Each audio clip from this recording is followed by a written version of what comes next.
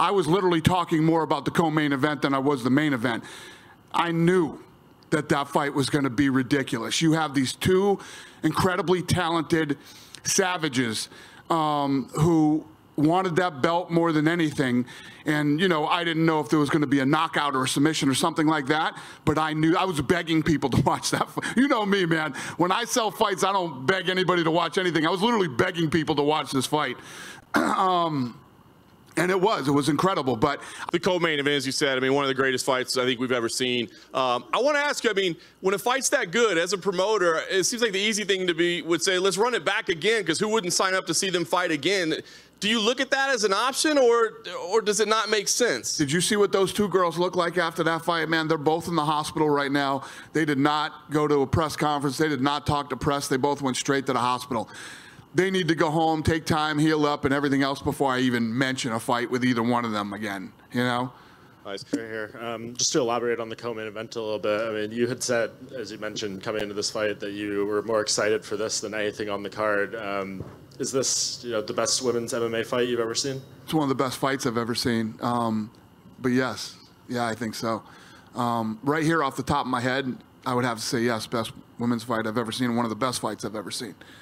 Can you give us any insight on, you know, the level of interest in China for Weili in this fight? This show performed very well everywhere. This show killed it. And I got to say this. I was telling Ioli this earlier, man. I love our fans. Our fans are awesome, you know? How did you score the women's fight? Fuck, Kevin, I was so into that fight. I didn't really score it. But me and Downey Jr. were like giddy little girls getting ready for that fight. And I think when it went in, I think we were both feeling like it was even going into the 5th round. But I honestly couldn't tell you. I didn't really score it. I was just caught up in it. Obviously, Joanna had a good fight against Michelle Waterson the last time, but do you feel like she raised her game even tonight to get to where she was? Joanna has looked, she comes to fight. She's incredibly talented. She comes to win. She comes to hurt you. She comes to bust you up. And, you know, she's one of the baddest to ever do it.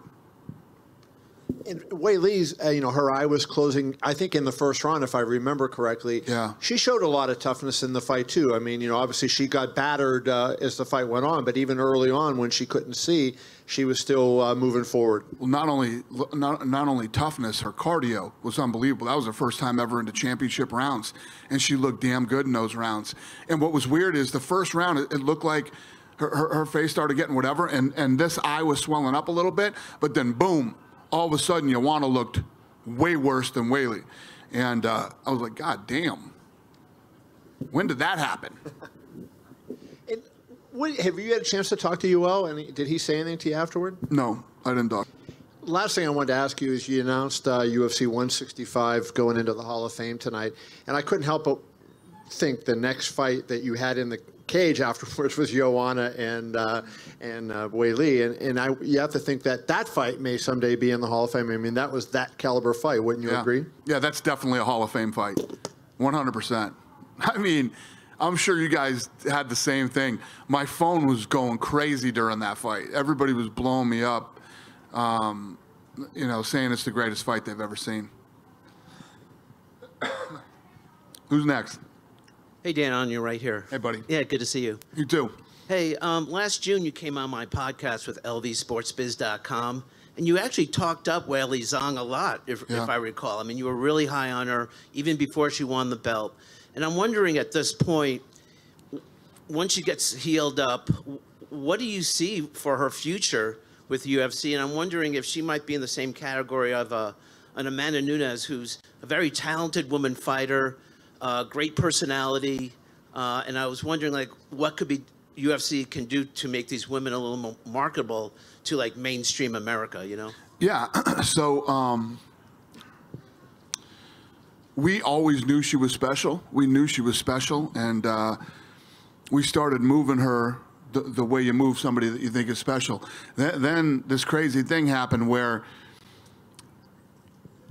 she was ranked number 6, I think. And all the people in front of her either had a fight, just lost the fight, something like that. And she ended up fighting. She was in line for the title to fight Jessica Andrade, who is an absolute beast. And we were saying, is she ready for her? We don't know, but she's next in line. Let's do it.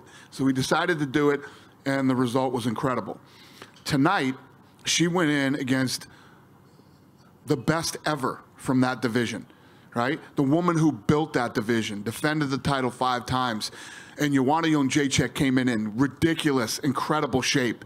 The amount of experience she has over Weili Zhang is massive, and you saw how good she looked tonight. I only expect her to get better, look better, and I think she made a lot of fans tonight, you know?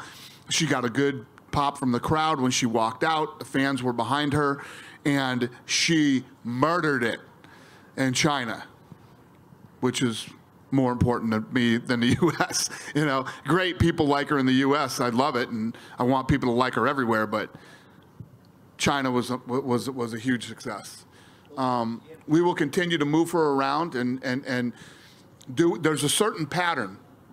When you're building somebody and you're trying to build them into a star, there's a pattern in what you do. We did it with Conor McGregor. We've done it with Ronda. We've done it with all the greats. And we're going to do it with her.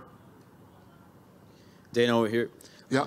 This was Zhang Weili's first big pay-per-view event, first pay-per-view ever. Also, she had to deal with the whole coronavirus and all the media and all that. Can you just talk about? I know she had an amazing performance. Can you talk about how she dealt with everything outside of? Yeah, you know, she had to deal with. She went to Thailand first, then she had to go over to Abu Dhabi, then she came here, and once she got here, she needed to be here early anyway, which I don't think her team really knew. You need to get to Vegas early to acclimate for the time, the weather. It's super dry here, and it messes with fighters. So it ended up being perfect that we got her in here earlier. The other things that she had to deal with was the pressure. She knows who the hell she's fighting. She knows who Joanna Jędrzejczyk is and what she's capable of.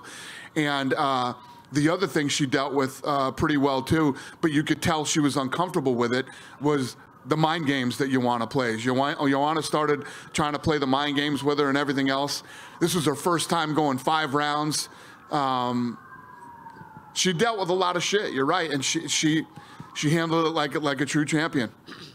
And, you know, we have an American perspective, obviously being here in America, but I know you guys have probably done your research in as far as like the Chinese market. How big of a star can she be? She's going to be a massive star. You know, just like the fighting sport is so crazy, you got to keep winning. If you keep winning, you're going to be a star.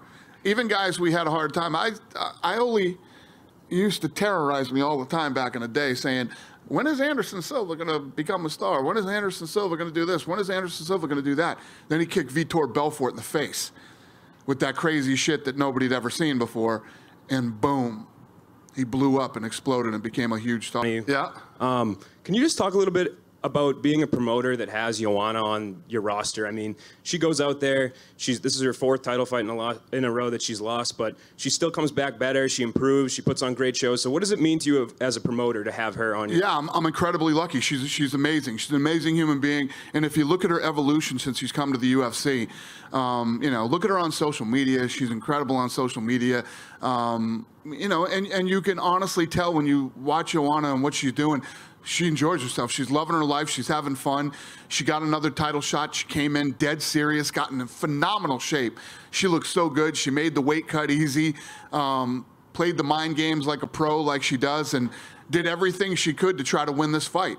We're incredibly lucky to have somebody like her, somebody who built that division, started it, and, you know, after all these years can get me that excited for a fucking fight, man. So awesome. Dana, right in the middle. Yes, ma'am. Hey there. So obviously you're interested in the Chinese market for Zhang and her actually becoming a bigger superstar there. But you also said that there's a pattern that you follow in basically making stars out of some of these fighters. What would be next in that pattern for you for Weili? Probably take her to New York. Madison Square Garden. And then also, so the 2 women were taken to the hospital. They're going to be suspended for a given amount of time. Who knows what their injuries are? Who is your 2A and 2B then, who we could see next in that strawweight division? You've got Tatiana out there. Obviously, Rose is looking to come back as well. Right. Rose is fighting. Rose and Andrade are fighting. Tatiana's hurt.